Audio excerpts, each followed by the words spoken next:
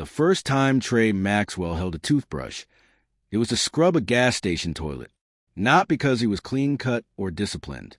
Because he was broke, homeless, and desperate for a second chance. 6 months earlier, Trey had been coasting down a dead-end highway, both literally and in life.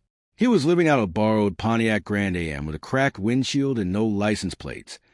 Every night parked behind an abandoned strip mall in South Memphis.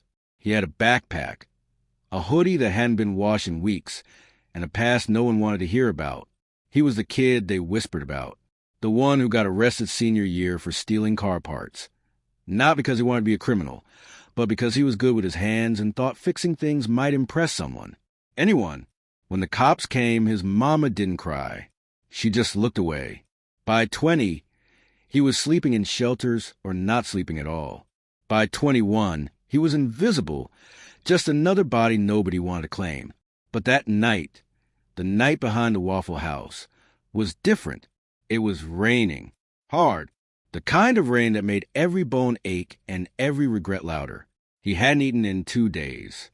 He knocked on 3 fast food back doors at afternoon. Nobody wanted help. Nobody saw him. He curled behind the dumpster like a dog. Maybe he planned to sleep. Maybe he didn't care if he woke up. But someone saw him. Miss Dottie, late 50s, round face, red nails, gold hoops. She ran the Waffle House like it was a Ritz. When she stepped outside, she didn't scream. She didn't flinch. She just knelt down and said, "Baby, you hungry?" Trey couldn't even speak, just nodded. She handed him half a sandwich wrapped in foil. Then a broom. "You want to eat again? Start with the back." Ain't much, but it's a start. That moment shattered something in Trey, not his pride. That was already gone. It shattered his belief that no one cared. So he swept, he mopped, he scrubbed grease off walls until his knuckles bled. But he came back the next night. And the next. Miss Dottie paid him in food and sometimes $5. But she paid him in something more valuable, attention. She'd say things like, "Watch how he flips the eggs like clockwork." Or, "You see how she folds napkins? Efficiency, baby." And, "If you want to own something one day, act like you already do." Trey soaked it all in. By month 2, he was prepping biscuits and frying bacon. By month 4, he was handling the grill alone. And then one day, a delivery truck driver made a crude joke about his past, the mugshot that still lingered online. The other cooks laughed. Trey dropped his spatula and walked out the back door. He stood under the same flickering streetlight where Miss Dottie found him that first night. Minutes passed. Then the door creaked. "You done running?" she asked, arms crossed. Trey didn't answer. She sighed. "You know the difference between you and most folks who fall? You keep standing back up. That's rhythm. And rhythm makes a kitchen dance." She handed him a second-hand tablet. "There's this app, Coursera or something. Teaches business. You learn anything, you teach it back to me. Deal." Trey didn't sleep much after that. He'd be up at 4 a.m. to mop floors. Work the grill till midnight. Then crack open the tablet by flashlight in the storeroom, scribbling notes on leadership, budgeting, marketing. He wasn't fast, but he was obsessed.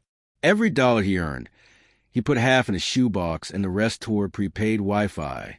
He started noticing inefficiencies in the kitchen, how much bacon went to waste, how deliveries were poorly scheduled. He brought it to Miss Dottie. She started listening. They adjusted their processes. Revenue went up. By 25, she made him co-manager. By 26, she handed him part ownership, 10%. Signed on a napkin, she folded into his palm like a sacred vow. "You earned this, baby," she said. "Not with your record, with your rebuild." But Trey had bigger dreams. He started consulting with other local diners at night, teaching them what he'd learned. $5 visits turned into 50, 50 into 500. He called it Blueprint Kitchen Consulting. He didn't have a degree, but he had data, results, passion. Then the break came. One of the tiny barbecue joints he helped turn around went viral on TikTok. Owner crying on camera, thanking the young man who taught an old dog new tricks. They tagged Trey. That video hit 1.2 million views. And suddenly, restaurants across the South were calling. Trey was still in an apron, still riding the bus, still carrying the toothbrush in his backpack as a reminder. But now, he had a waiting list. Investors didn't jump at first. He wore worn jeans, talked with a Memphis drawl, didn't use buzzwords. Until a female tech founder from Atlanta saw the TikTok video, read his story, and flew down to meet him. She listened for 2 hours, then slid a check across the table with a single line scribbled on a Post-it. Betting on the Underdog builds something great. By 31, Trey Maxwell was keynote speaking at business summits, not in a suit, but in a Waffle House apron and steel-toe boots. He opened every talk with the same line. I built a company with a toothbrush, a broom, and a sandwich. You don't need a silver spoon to change your life. You just need someone to hand you a tool and believe you're worth more than your past. The morals of the story are: 1. Rock bottom can become the foundation for your greatest breakthrough. 2. One act of kindness can change the entire trajectory of a life. 3. Discipline and self-education can open doors that credentials alone cannot. Do you enjoy our story? Kindly give us a like and comment below what you have learned from this story. Also, subscribe to our channel to encourage us to bring you more motivating stories. See you in the next video.